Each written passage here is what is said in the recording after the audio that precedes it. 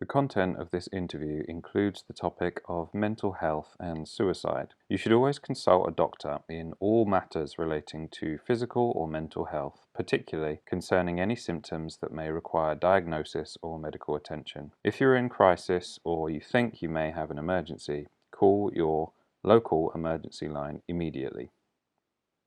Thomas Green here with Ethical Marketing Service. On the podcast today, we have Simon Stephen. Simon, welcome. Hi, Thomas. Thank you very, very much for having me. Thanks for having me on the show. Good to have you. Would you like to take a moment and tell the audience a little bit about yourself and what you do? Sure. My name, as you said, is Simon Stephen. I currently have an organization I've started looking at promoting well-being and mental health welfare within a corporate environment. I had 25 years of working in high-stress, high-competitive environments all over the world.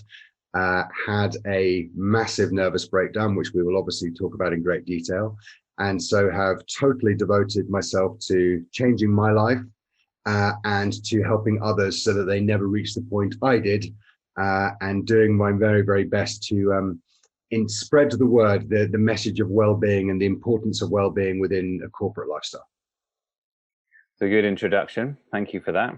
So where would you say, because I've read a couple of times, you've got a great story, and from the summary that I've got, it certainly sounds like one, but where would you start it off in terms of where it's relevant? It's a good question. I think context has to be given, because otherwise it comes across that potentially I'm sort of trying to promote something or trying to put forward trying to sell something to your audience. And that's not the case. This is very much a vocation for me. And it is the result of 3.5 years of deep personal analysis, market research, and really trying to get to understand why I got to the place I did. And in so doing, I have realized that one of the key elements of my recovery, if you want to call it that, and people say the word journey, and I think it's an overused word. I think journeys become a little bit cliche nowadays, but it's really trying to help people who are either thinking of embarking into what I'd call into that high stress, high pressure environment. So financial services, manufacturing, large contract retail sales, FMCG, all these kind of things. It's trying to help people who are either thinking about getting into that and giving them the warnings up front and making sure they're armed with the facts. But it's also helping people who are deep in it at the moment and perhaps can't spot the signs of a breakdown for themselves or for loved ones of those people who are working, if they recognize some of these signs in their loved ones. And the truth is, the only place to start is at the beginning. And it's important to say at this stage, I do not consider myself remarkable or special in any way. I have not climbed Everest on my hands and knees. I have not rescued babies from burning buildings. I have not embarked on rescuing hostages from remote villages, wherever it may be. I am a normal middle-class bloke from a good family from Scotland. I did the usual things when I left school.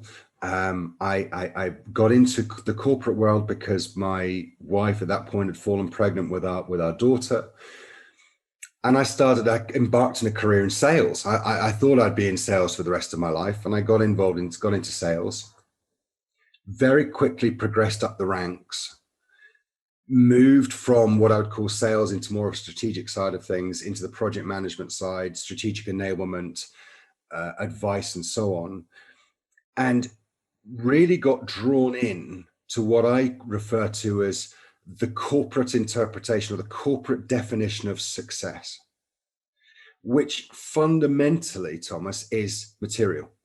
It's who has the biggest car, who's got the biggest bonus, are you flying business class or economy class, which hotels are you staying in, how big is your corporate expense account, do you have a corporate gold Amex or a corporate platinum Amex?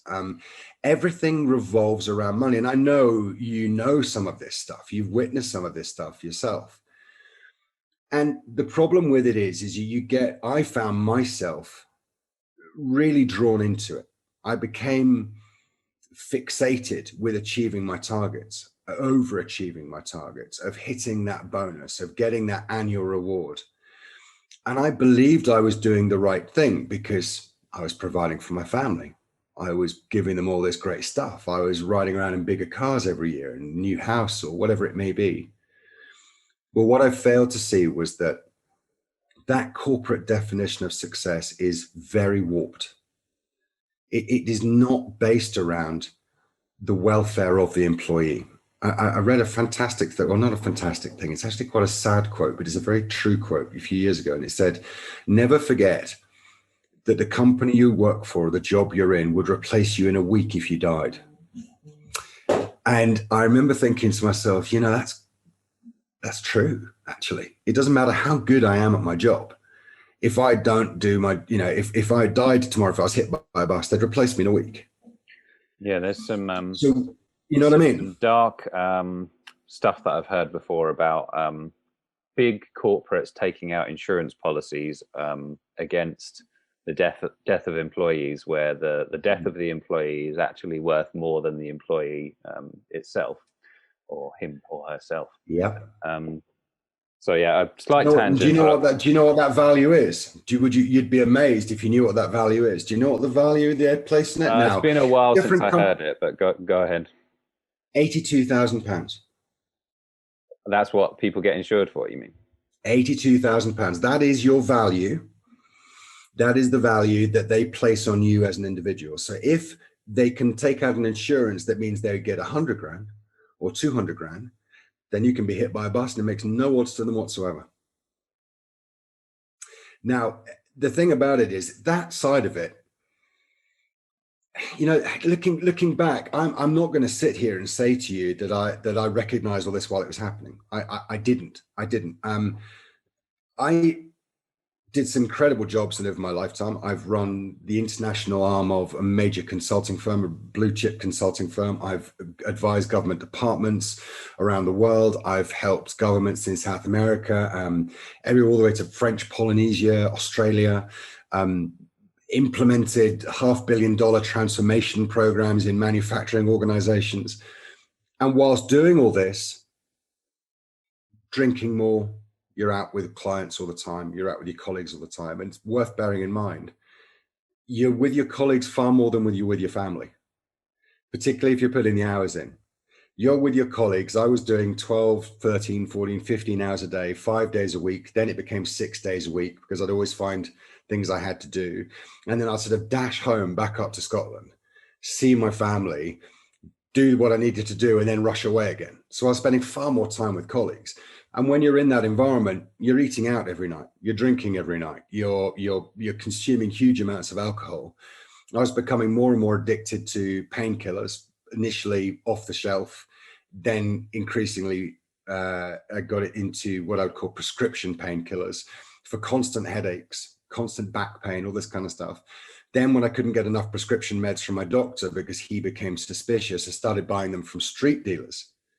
I was talking to someone about this a couple of weeks ago. I remember flying to Minneapolis for a meeting with a very, very well-known aerospace company in the US. And I arrived in Minneapolis at about midnight, got into a taxi. And before going to my hotel, I asked him to take me, did he know any drug dealers? And he took me to the back streets of Minneapolis so I could buy temazepam off a street dealer. Still, the alarm bells were not ringing in my head, Thomas. This was just what I needed to do to get through, right? This is what I needed to do to be able to keep going and to get to a point where I could negotiate the next contract or whatever it may be. And all this went on, and it was a quarter of a century. I put 25 years in and did very, very well, made lots of money, did all the things, ticked all the boxes that you're supposed to tick. And one night in London, I went out for dinner with clients. I'd had a massive row with my wife the weekend before. I'd been pulling enormously long hours, was just tired, absolutely exhausted. And I remember checking my email at 11:35 at night. And then the next thing I was aware of was a siren. I could hear a police siren or an ambulance siren or something. And I kind of snapped awake, if you want to call it that. And I realized that I was sitting on the window ledge of a hotel. My legs were dangling outside. I had changed my clothes. I got out of my suit and I put a pair of jeans and a t-shirt on, and I was leaning out of this window, and I was leaning forward about to just jump. And I can only describe, and I've described it since, as it was like a trance. I came out of this place, fell backwards in through the window, lay on the ground for a few minutes, sort of heavy breathing, got up, looked around, and realized that I had folded my clothes. I had left money on the table for housekeeping, presumably because I thought I wasn't going to be there anymore and they would need to clear up the room. But far more importantly is I'd written a letter to my wife and my children, a full confessional, full apology for everything, for my behavior, for being a bad husband, for being a bad dad, for not being around for my friends enough, for considering having extramarital affairs, for my drug taking, for my alcohol, you name it. It was this 3-page letter, which I still have to this day. And none of that shocked me as much as the fact that I don't remember any single bit of it, apart from checking that email. An hour and a half of my life just disappeared. 1 minute I was coming in from this corporate dinner, the next minute I'm about to kill myself. And I sat on the bed and sobbed and sobbed and sobbed and sobbed and sobbed. And that night changed everything for me. There was suddenly a realization that unwittingly, much like a frog in cold water can be boiled to death slowly over time, I had and was having a massive nervous breakdown. I had got to a point where I was suicidal. I stopped, I looked around my life, and I realized that I had no relationship with my wife. I had no relationship with my children. I had no real friends. The friends I did have didn't like me. They didn't want to hang out with me. And that point was seminal for me. That was the point that changed my life. And that's the reason why I've got to this here now, where I'm talking to you and to others and trying to spread this message. It's a bit of a long-winded response, I'm afraid, but there you go. No, not long-winded at all. Highly traumatic. If you say you sort of snapped your fingers, or it felt like that, I would imagine seeing all that, at least partially in your right mind, I would imagine is scary. And also, well, like you say, if you're heavy breathing, it's kind of like, I don't know, similar to a panic attack or something. Yeah. But the initial question that I had was how much, because some people are quite calculated about the concept of suicide. Some people go through the rational motions of, I've weighed the pros and the cons, and they make the decision. I would argue perhaps the wrong decision, but they make that decision. And some people have that kind of emotional response to something where the emotions overtaken them, and they've decided to do something that if they had gone through that rational process, they wouldn't actually have done. And then the other thing is obviously the drugs or alcohol, whatever it might be, they're under the influence and they're just not. It's neither of those two. So what would you say, I mean, percentage wise, what would you say where you were in that particular moment? There's no doubt at all in my mind that the alcohol and the medication had part of it, was part of it. It contributed to me getting to that point. For me, the thing that frightened me was the loss of memory, was the 90 minutes disappearing. And it was the fact that in that 90 minutes, something inside my brain said the right thing to do here is to jump out of a window. The right thing to do here is kill yourself. Now, I've had this discussion with a lot of people, and I've given this a huge amount of thought over the last 3.5 years as to whether I have suicidal tendencies. And the conclusion I've come to is that potentially everybody does. Potentially everybody has it in them to commit suicide. If the right circumstances, if the perfect storm arises and they feel there's no way out. And what I can definitely say about that moment was that I felt nothing. I think I'd always believed with suicide that there would be a massive run up to it. It would be a gradual thing where I'd feel depressed and I'd become very depressed and I'd become maniacally depressed, and then it would lead to suicide. But there was nothing, Thomas. At no point prior to that had I thought to myself, I really want to end my life. It was simply a perfect storm of everything going on. And I've referred to it as being like it was like an escape cord or a panic cord in my head. It was like as if something had said, okay, this is it. This is make or break time. We're pulling the emergency brake. You're either going to jump and kill yourself or you're going to sort your life out. But I had no control over it. It simply happened. And in people I've spoken to in the years since, all said the same thing to me, which is they had no idea it was coming. They didn't see it in me. I put on a fantastic facade of being happy, of being successful, of having all the trappings of life, all the things you possibly want. But actually, I realize now that there were signs there. I just didn't know how to interpret them. And the clearest of those signs was the fact that for a period of a number of years, my wife had been saying to me, "You're really not a very nice person. I don't, you're not the man I married. You're not the man I fell in love with." When your wife turns around to you and says, "I only make love to you because I feel I have to, not because I want to," that's an alarm bell. When your kids say, "If we had the choice, we'll move out of here as soon as we possibly can. As soon as we turn 18, we're out of here," that's an alarm bell. But at the time, I was so indignant. I was, how can you say that about me? I'm working my ass off. I'm trying everything. I'm providing. I'm doing everything I possibly can. You're all so ungrateful. You're also this. And looking back now, I realized there were signs. My overdrinking, my sleepless nights, OCD-like behavior with regards to everything, to-do list after to-do list after to-do list. Everything had to be perfect in the house, in my everything from the way I ironed my shirt, the everything had to be absolutely precise and perfect. Secretive, really secretive behaviors. A weird one, a very strange one, but it's remarkable how many people have said the same thing that I've spoken to in the years since. Cynical behavior, cynical feelings about society. So I'll give you a perfect example. My wife she started doing yoga, and she got quite into what I'd call that sort of spiritual side of yoga. Not deeply, deeply spiritual, but she would light a candle and she would make sure there was some sort of incense going or so on. I was so disparaging. I would be rude about it. I'd call it a whole lot of woo-woo and nonsense. And I was, the last thing I need is, the people going and sitting cross-legged on the top of mountains, and I'm working my ass off and paying my taxes so they can sit in some retreat somewhere in India and blah. I was horrible. I was just horrible and cynical about everything that was good. And so I think, to answer your question, again, very long-windedly, the signs were there.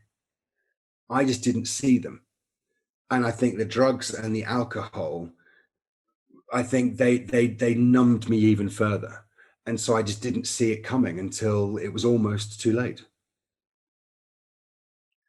Well, you mentioned the drugs and the alcohol, and I did have one follow up regarding the self reflection as well. So I don't know which one to go to first, but I guess if it were the case that you didn't have any drugs or alcohol in the run up in your story, how would it be different?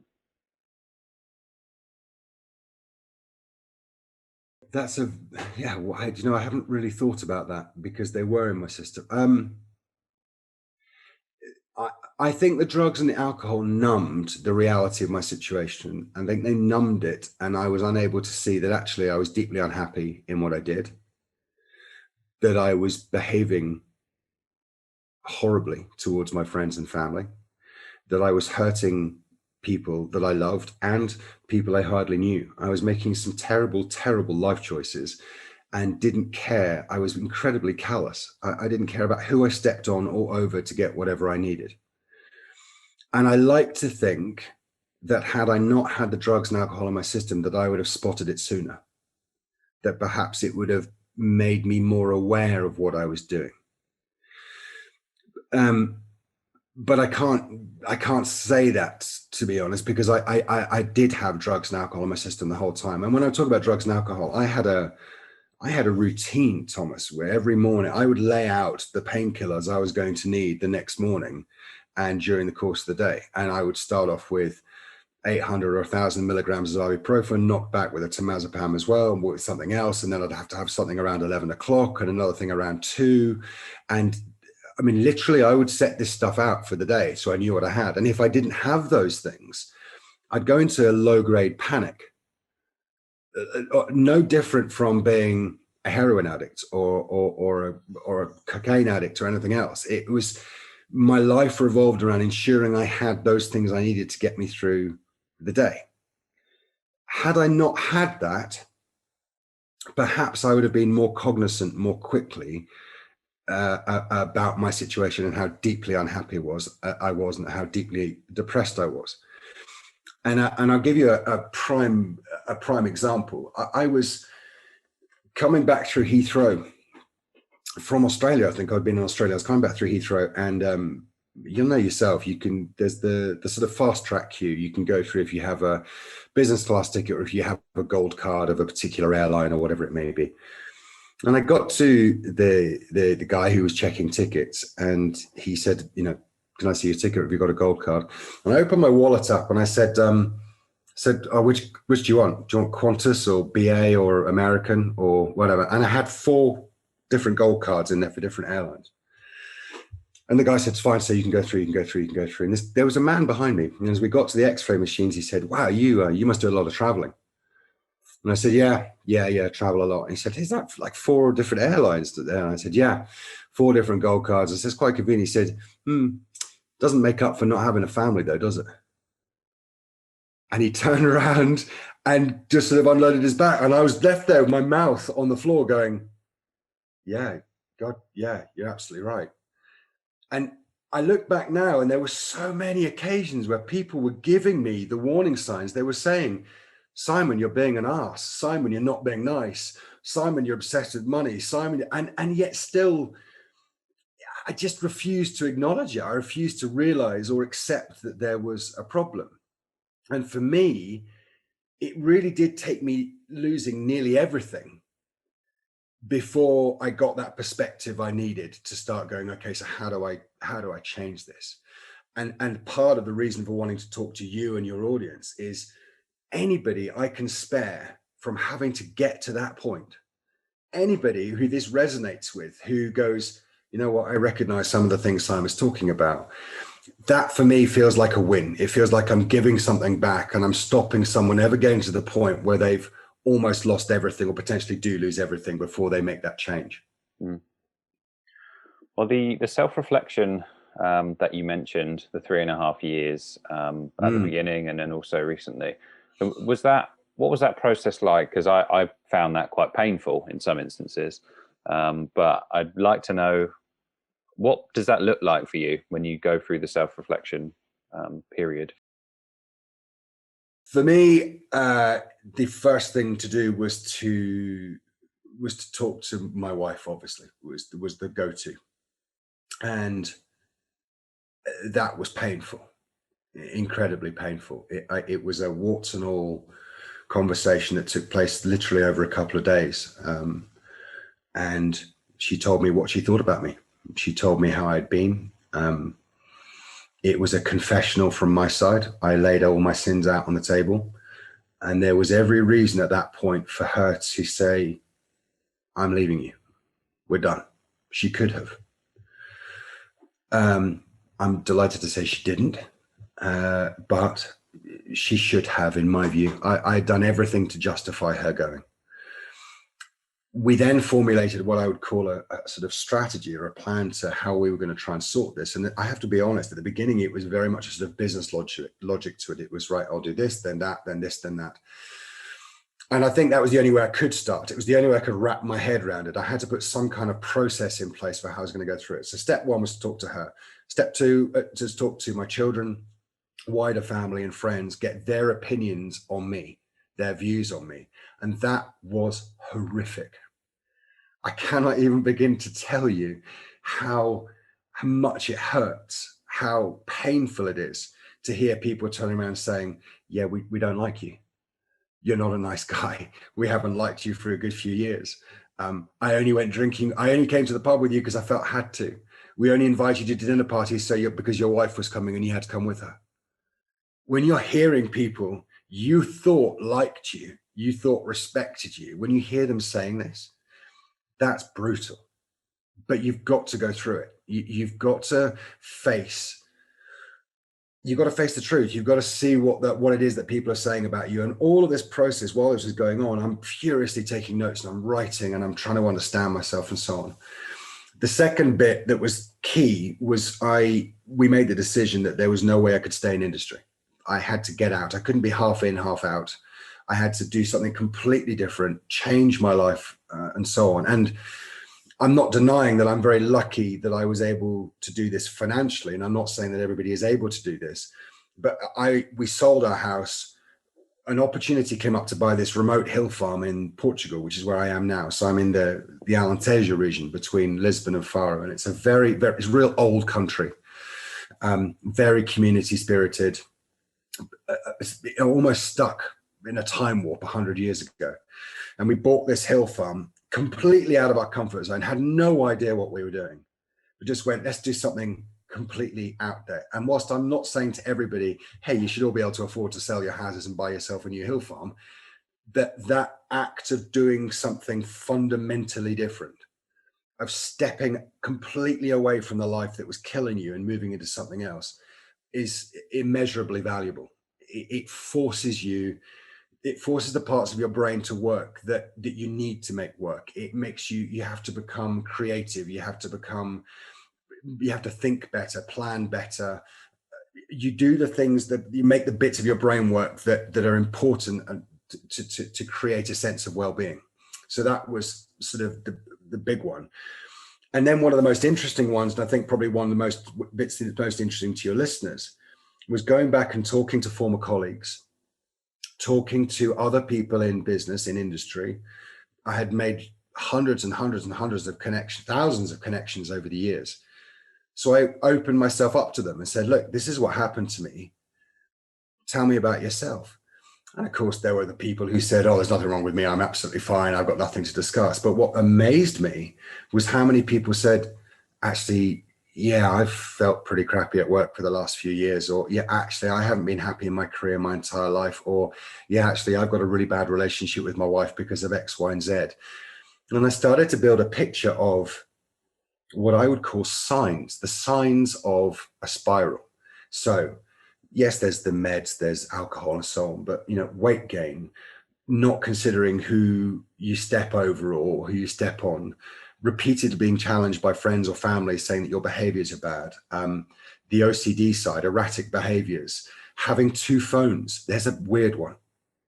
People who have two phones, there seems to be this thing where people who have two phones have this, it's like they have a secret life. And when you look into it further, you discover that they do. They have one phone for themselves, maybe one for a mistress or a boyfriend, or one because they're buying. That was a sign. Argumentative behavior, aggressive behavior, belligerence. All these things started to come out. And so I compiled a list and went, if I took this into an office and said, if any of your friends are exhibiting these signs, an alarm bell should ring. So I tested it. So I took it to a couple of businesses I knew, friends of mine have worked in there. And I said, do me a favor, just ask amongst your colleagues whether you're seeing these in any things. There were of the two teams I gave it to, and there was a team of 20 and a team of 30. Of those two teams, so 50 people in total, 14 came back saying that they knew someone in their work or they themselves were exhibiting 5 or more of those behaviors. And of those 14, 7 have now either left industry and doing something else, or they're seeing a therapist. Mm. So there's something in what I'm saying. I'm still in the process of working it all out. I'm starting to build courses to take to corporates to help their teams to promote well-being.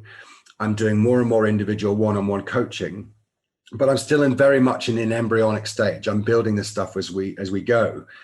But it's remarkable how many people, you'll know yourself, Thomas, as well, who are actually suffering in silence, and they're exhibiting these signs, but they are desperately trying to cling on to their corporate life or do whatever they're doing, and they need to stop. They need to find what success really means for them, not what industry says success is. And that's kind of where I'm at. And then last but not least, for me, it's about a consistent change of behavior. It's the most important rule of all. An apology is saying sorry is all very well, and anybody can say sorry, but the most sincere form of apology you can give is a consistent change of behavior. It is demonstrating to my wife, to my children, to my friends, my family, that I am putting, and I don't want to sound too woo-woo here, but I'm putting kindness and care and love as my default, not selfishness, not money, not materialism. And it's maintaining that. And as it goes forward, the easier it becomes. I'm restoring friendships that I thought I'd lost. This thing, talking to you, talking to on podcasts, writing, being published now in a couple of newspapers, all these things are demonstrating to me that I'm making progress. But it takes hard work, as you said right at the beginning. It does take hard work. It does take effort. But for me, it's the most worthwhile thing I've ever done. It's the most fulfilling thing I've ever done. Well, that's quite a quote, though. The best apology is a consistent change in behavior. I think I might have to use that one. When I sat down with my wife the day after, 2 days after I'd attempted suicide, my wife said something to me. She said two things I'll never forget. The first she said to me was, "I need to see demonstrable change. You've done so much wrong. You've hurt me and others so much that simply saying sorry will not cut it. I need demonstrable change, and that is going to take you time. You know, if you think that we're going to all be great in a week's time because suddenly you've seen the light, no. This is going to take years for you to repair this. I need to see demonstrable change." So that was the first one. So that's the sincerest form of apology, is consistent change. The second one she said to me, and I practice this, I do it every single night, is she said, every single day, ask yourself the question, does the good outweigh the bad? Does the good in your life outweigh the bad in your life? And if the answer is no, if the bad outweighs the good, then you have a responsibility to yourself to make the change necessary to get that balance right. And if you apply that to everything you do, and I'm not talking about little to say, you know, what time you make a cup of tea or when you go to bed at night, but significant big decisions, anything where you think to yourself, okay, this could have a fundamental impact on myself, my wife, my family, my friends, whatever it may be, simply ask yourself the question, by doing this, is the bad going to outweigh the good? Does the bad of this outweigh the good of doing this? And when you start applying that principle to everything, it gives you it's just enough to cause you to pause and stop and think just a little bit longer.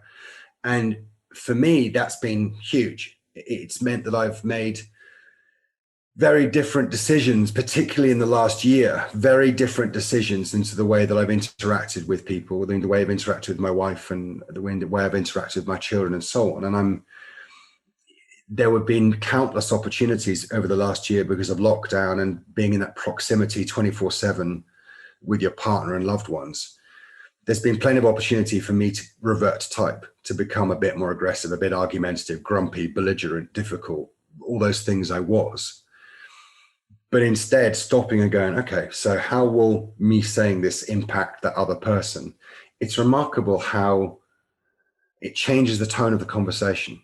It allows you to engage with that person in a very, very different way. And when I think about it from a corporate perspective, I was horrified to see the stuff about Goldman Sachs a few weeks ago. I don't know if you saw a bunch of analysts. Did you see this? I thought this was great. A bunch of analysts, young analysts in the company, they had shoehorned they built a presentation where they basically demonstrated that they were working 95 plus hours a week, that they felt they were being treated inhumanly, that there were bullying practices. They cited examples, the whole thing. And somehow they shoehorned this presentation into the middle of the exec briefing pack, quarterly briefing pack.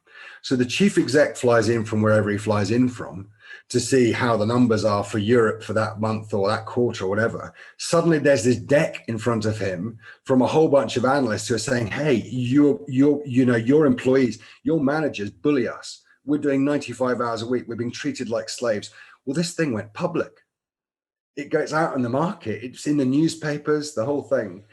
And the chief exec had to stand up and say, oh, I'm so glad it was brought to my attention, and we'll make fundamental changes to the way we go about looking after employees. But what it said to me was the most these companies are doing are paying lip service. That they talk about mental health, they talk about employee welfare, they talk about when you join, you'll know yourself, you get your health and your medical and dental and all this sort of stuff, and they'll give you a part of that will be if ever you feel depressed or down, there's a number you can call on, confidential helpline thing. All employees get given this. I do not know one single person who has ever called that number. But it lets the companies off the hook because they can go, hey, we provide our employees with what they need in case of issue. They're paying lip service. And so for me, going into a corporate environment and saying to them, look, if you are more flexible with the way these people work, if you allow them to choose the days they come in and they don't come in, if you allow them to, if you say to them, there will be no emails, the email servers will be turned off, or you'll get a slap on the wrist if you send emails between 7 p.m. and 7 a.m., discouraging people from doing emails, you will have a happier workforce, and a happier workforce automatically, inevitably becomes a more productive workforce. You will get far better results, far happier employees, better retention levels, all these things, if you create an environment where they actually want to come and work with you and they want to be there. And yet, for some reason, most of these companies just don't apply that logic. There's still more stick than there is carrot. And the world's changed, and mental health has got less stigma attached to it. And more people are talking about their mental health. And it's becoming more normal now to say, you know what, I'm unwell. I feel run down. And these companies have got to embrace this change, because if they don't, they're going to lose their best employees. They're going to lose the people, the very people they want to keep. And so I'm sort of hell bent on trying to help employees. And to do that, I believe the key to it is to get in these companies to make fundamental changes to the way they operate their employee welfare schemes and so on. Well, on that note of mental health, is there, do you think, I mean, your story is, as you said, or I like the fact that you said, I think, triumph over adversity. I love that phrase. Is there any possibility that you're being too hard on yourself? Because I'm not an expert in this area, so I'll probably be corrected. But as I understand it, in relation to substance abuse, perhaps, that is sometimes referred to as a disease, meaning that some people are more susceptible to going down that type of route. And so if you were to look at it as a disease, is it possible that you're being harder on yourself than perhaps you should be?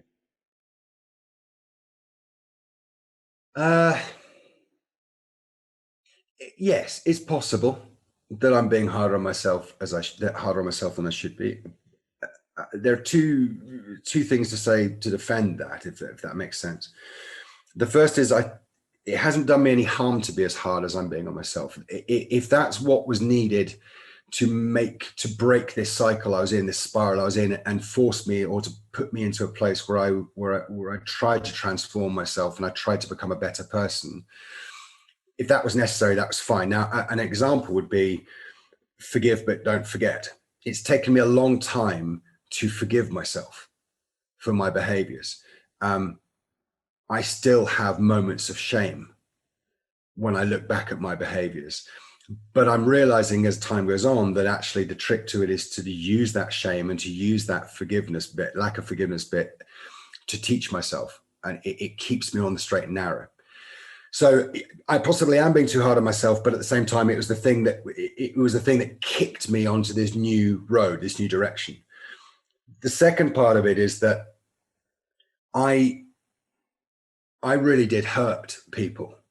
Never, not physically, but mentally, emotionally. These were people who loved me, who cared for me, who trusted me, and I trampled all over them. I simply did not care about their feelings, their own welfare, nothing. Nothing was going to prevent me from getting whatever it was that I wanted. And I feel a responsibility to, I feel like it's necessary for me to take responsibility for those actions. And I feel it's necessary for me to beat myself up enough that I demonstrate a consistent change of behavior. I might never have the opportunity to apologize to those persons face to face, but there is a possibility that they'll listen to this podcast. There is a possibility they'll read an article that I've written. There is a possibility they'll hear about it through the grapevine. And I want them to know, I get it. I'm sorry I hurt you. But rather than just saying it, look, this is what I'm doing to make amends for it. This is what I'm doing to give back to the world, to demonstrate that I'm trying to do good and so on. And so for me, the hardness I'm putting on myself, I think it's going to stay there until I feel I am 100% on that road and never coming off it, if that makes sense. For me right now, it's still a bit of a driving force. Let me put it one other way. It would be easy for me to turn around and say, oh, well, it was the meds. If I hadn't been on the meds, it would never have happened. It was all about the drugs. It wasn't. I was a bastard long before I started taking prescription painkillers. First time I got a bonus, a big bonus, and going out and blowing it on whatever it was I blew it on. First time, I had a big ticket dinner where I'm ordering $1,000 bottle of wine for me and a bunch of clients. First time I flew business, first time these things happen, I got such a buzz out of it, such a kick out of it. It was so important to me at the time. And that was before I ever started taking painkillers. The truth of it was it was corruption. It was corruption of the mind. It was this belief that the most important thing was money, materialism. And I had one incident where my boss, there was a rumor that I was seeing somebody I was working with, a colleague I was working with, and it wasn't true, but there was a rumor. And he took me into the office and he said, "Hey, listen, you've got that big deal you're closing this quarter. It was a 50 million deal or something, or 60 million deal." And he said, "Hey, listen, there's rumors about you and this person. At the end of the day, if whatever you need, if that helps you, if that makes you feel good, and that helps you get the contract over the line, if ever you need an alibi, if your wife ever comes suspicious or thinks anything's going on, you ever need an alibi, just shout. We'll provide you with an alibi." Now that's the company. That's your employer saying, "We'll provide you with an alibi so you can have an extramarital affair. Just make sure you bring the contract in." That's unethical. It's immoral. It's wrong. It sends them such a bad message. And yet at the time, I'm like, yeah, that's pretty normal. That's par for the course. Actually, I think I probably said thank you. Oh, that's great. Thanks very much. And so those are the moments I look back and go, man, I'm ashamed that why was I not horrified by it? Why didn't I storm out of the room and go, "That's it, I'm talking to HR. How dare you do that?" But you don't. You're in it. You're in that life. The people you're working with, your colleagues, they're in that life. And for me, I'm not saying people shouldn't do it. There will be people, and there are people who thrive in this environment.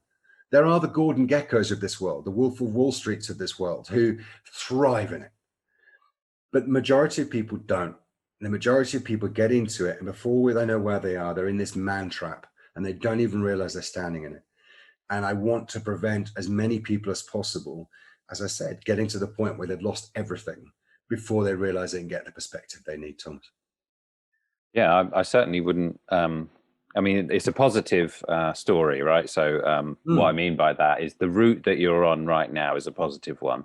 And I don't want to deter you in any way or have an opinion which would deter you in any way. But at the same time, if you take the example of, there's a famous example with a guy with a brain tumor. So, he's a nice, lovely guy. And then he starts acting horribly, and he treats his family horribly and starts doing terrible things. And he said, I don't know why I'm doing these things. And his note in his demise is like, you should check if I've got a brain tumor because I don't want to do these terrible things. And he did them. Mm. And then when they checked, he did have a brain tumor. And the analogy for drugs and alcohol might be that if you didn't have those things, you wouldn't have acted in the way that you did. And therefore, a certain amount of compassion towards the way that you were at that time is needed, because you wouldn't have acted that way if you didn't have what is sometimes referred to as a disease. But like I said, not my area of expertise. I just thought that it may be worth considering. Thomas, you're absolutely valid. My wife, one of the reasons she gave for staying was because she assigned a certain amount of that blame to the drugs and alcohol. She said, yeah, you were a selfish bugger before it, but you became so much worse because of it as well. And I think actually that's one of the things that prevented her walking out before she did, or walking out before this came out, because I think she forgave a certain amount of the behavior because she assigned it to the drugs and alcohol. But to say that was totally to blame would not be the case. And in terms of beating myself up, I'm not advocating everybody sits lying at night, lying awake, shamefaced, beating themselves up. I'm not suggesting and advocating that in any way. I have done it enough to get me to kickstart me and put me onto a new road and a new path. And I use it where necessary. Part of my therapy, I have ongoing therapy. We talk about this regularly. I'm part of a couple of support groups now, which I'm actively involved in, not because I need to necessarily be in it anymore, but just because I enjoy the process of analyzing what happened to me, talking to other people, and understanding how to use that shame, that guilt, that whatever it may be, to make me happier, to make me better. There's a wonderful Ralph Waldo Emerson wrote a definition of success. The success is defined by the Oxford English Dictionary as the pursuit of an aim or a purpose. And in 25 years in corporate life, not once did I hear anybody ever refer to success as that. Success was the bigger car, the bigger house, the money, the whatever. Ralph Waldo Emerson made a wonderful, brilliant statement. I have it on my wall. I'm going to actually look up while I read this to you. But this fundamentally for me is where I'm aiming at. And if that's what beating myself up gets me to, then the ends justify the means. What is success? He defined as to laugh often and much, to win the respect of intelligent people and the affection of children, to earn the appreciation of honest critics and endure the betrayal of false friends, to appreciate the beauty, to find the best in others, to leave the world a bit better, whether by a healthy child, a garden patch, or a redeemed social condition, to know even one life has breathed easier because you have lived. This is to truly have succeeded. I thought for a moment that was from memory, but presumably you were reading something. It's on my wall. It's on my wall. I thought you were looking up here. But... To know even one life has breathed easier because you have lived. This is to truly have succeeded. And that, if somebody had said to me 4 years ago that in 4 years' time you're going to be living on a hill farm in the middle of nowhere, advocating well-being within workplace, doing one-to-one coaching for people who are suffering workplace stress, actively involved in podcast media work, promoting well-being and so on, I'd have laughed in their faces. I would have laughed in their faces. So for me, what I needed was to almost lose everything and gain that perspective, and then to go into a cycle of beating myself up enough to keep me consistently on that road. I hope it doesn't go on forever, because I don't want to spend the rest of my life looking back with shame and guilt.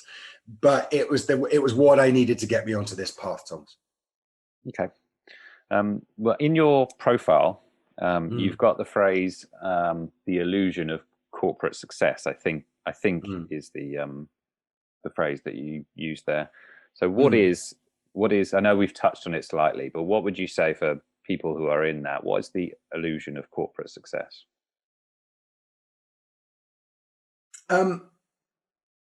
Success, as far as I'm concerned, success is doing the thing you want to do, enjoy doing it, and doing it the way you want to do it. It doesn't matter what that thing is. It could be turning wood. It could be making millions on the stock market. Success is fundamentally what it is that makes you happy. It's the good outweighing the bad. When you go and work anywhere where your salary or your income is largely determined or significantly determined by results, you are putting yourself in the firing line. You are putting yourself in a situation where you know that you will only achieve the income you need if you do X, Y, and Z, if you achieve A, B, and C target and so on. That's fundamentally, in my view, contrary to the true definition of success. It is putting you in a position where your happiness, your success, your satisfaction, your joy is found by achieving results for somebody else. It's no longer achieving results for yourself necessarily. You could say, well, I make the money, therefore I'm happy. But fundamentally, if you're given $1 million target year one and you achieve it and you get your bonus, well, all you're doing is you're guaranteeing that you're going to have a 2 million target year two. And so you chase that. And if you hit the 2 million, all you're doing is guaranteeing you're going to have a 4 million target the year after. And so this target, this sense of achievement, it grows exponentially. It moves constantly. You're constantly chasing a target that's harder and harder to reach. And so your behaviors become equally grand. You have to step up every single year to achieve a bit more, to do 20%, 30%, 40% more. So for me, the illusion of corporate success means that there's never a set. It's constantly moving. It's constantly changing. It is all revolves around one thing. It revolves around helping your organization to achieve either increased shareholder value, increased profitability and revenue margin, whatever it may be, and whatever their particular targets are, or helping your boss achieve his or her career aspirations as well. So, you do your number, everybody does their number, therefore your boss gets promotion and so on. None of that, not one single piece of that, is actually for you, apart from the money. It's just money. And one thing I've learned since is that I was happier before I ever started earning big money. And I've been happier since giving up earning big money. And people I speak to, the number of people I have spoken to, wealthy people, seriously wealthy people, who have said to me, the biggest mistake I ever made in my life was chasing money. Because when I started chasing the money, I lost sight of myself. I lost sight of what I was. So for me, the illusion of corporate, the corporate definition of success is the illusion. It's not real. It is simply not real. It is done to achieve their aims, not yours. So it is, in short summary, it is essentially money, you would say. 100%. Interesting. 100%. So I know that it wasn't quite one of the questions I wanted to ask you for the purpose of other people. I know that when you essentially blacked out for a certain period of time before you were at the windowsill, but for the purpose of others who perhaps don't black out, they actually are doing it on purpose, if you will. What would you say to them in that moment? So it's important, I think, to know that I'm not a trained counselor, and therefore I advise anybody in this situation to go and seek help. Anybody who's even contemplated suicide needs to go and talk to a professional. It's an easy question I've given you there, haven't I? Yeah. I always had this belief that people who committed suicide, I was raised to believe, and you've heard this as well, that people who committed suicide were cowards. It's a coward's way out. You're leaving all the mess for other people. Think about your family, think about your loved ones. It's a coward's way out. And that irritates me because it isn't a coward's way out. It takes the deepest despair to ever get to that point. You're not thinking about your friends or your family or loved ones. You're not thinking about anything. You are in a void. And I've spoken to so many people who have got to that point, and they've all said the same thing, roughly, that pretty much the same thing, that you're just not thinking in that moment. You're not having a thought. about your loved ones. So people who say, oh, think about your kids, think about your whatever. I don't know many people who thought about their kids in that moment, that they really weren't thinking about anything. So it's hard to know what to say. What I can say is there was a statistic, there was a thing I heard which really shocked me. And by having it in my mind, I like to believe that this thought was permeating somewhere in the background and was kicking me subconsciously. And it was that children, people who commit suicide, their children are 3 times more likely to commit suicide themselves in later life.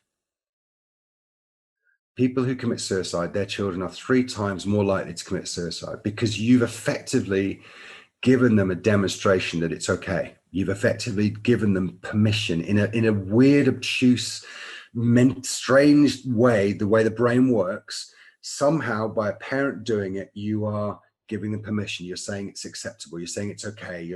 You're taking away their guilt or whatever. So I think what I would say to people is, rather than necessarily try and coach them in terms of what they should think at the time, I would prefer to try and be more proactive about giving them the subconscious messages they need, so that if they get to that point, that the emergency brake kicks in and there's something in there that resonates, that stops them, that makes them hesitate just for a moment.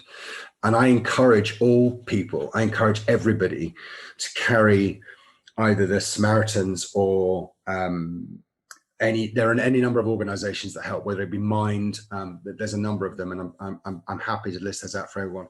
Put those on speed, put it on speed dial. And you know, I'm not being mad here. Yes, you'd have your wife on speed dial or whatever you're on speed dial, but have it as set as your one speed dial. If you ever have that moment, just press that button and speak to someone.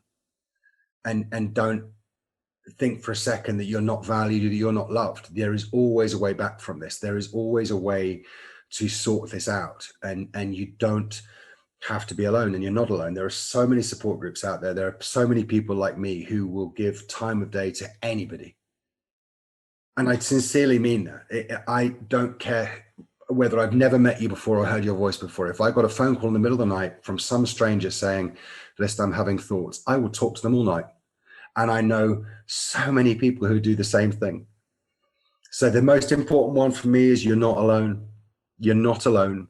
We're right here. There's so many people who help you. And just pick up the phone and speak to someone. Great answer. I know it's not an easy topic to talk about. I guess becoming slightly easier for you, I'm assuming, the more you have it. But I think it's a meaningful one. So I think it's a worthwhile conversation. Have you got any closing thoughts? I think the key one for me is, as I said, ask yourself that question: does the good outweigh the bad? And as I said, if the answer is yes, then you have a responsibility to change whatever needs to be changed. But I would encourage all of your listeners to actively ask the questions at work of their bosses, of their colleagues, of whatever, is, do you believe we're doing enough to improve or to optimize the welfare of our employees at work? It's, are we doing enough to really think about their mental health? Are we doing enough to really care about how are things at home? What are we doing to support them? And be much more vocal about it. Take away the stigma, take away the ability for big employers to hide behind the cover of liability clauses and saying, as long as we provide them with some kind of helpline service, then we're doing enough. It's not enough. Make your employers be more proactive. Make your employers take more responsibility. And fundamentally ask yourself the question of, what is success as you define it, not what your organization defines it. What is success to you is the thing that matters. And I wish everybody a massively happy employment. I'm not saying to people they shouldn't be in fast-moving consumer goods or financial services or bank. I'm not saying that. I'm simply saying, no matter where you're working, what you're doing, look out for your colleagues, look out for yourself, and pressure your employers to do more about your well-being and your welfare at work. Well, thank you again for the message. Where's the best place for people to find you? So I have a brand called Intorcida. It's a bit of a bastardization of a Portuguese word. It means untwisted. So www.intorcida.com. So that's spelt Intorcida. So Intorcida. Or you can find me on Instagram at Intorcida. So again, INTORCIDA. You'll find my contact details on there. I will take a call or an email from anyone and provide anybody with anything they need to help them in any way I can. Simon Stephen, thank you very much. Thomas, thank you for having me. All the best.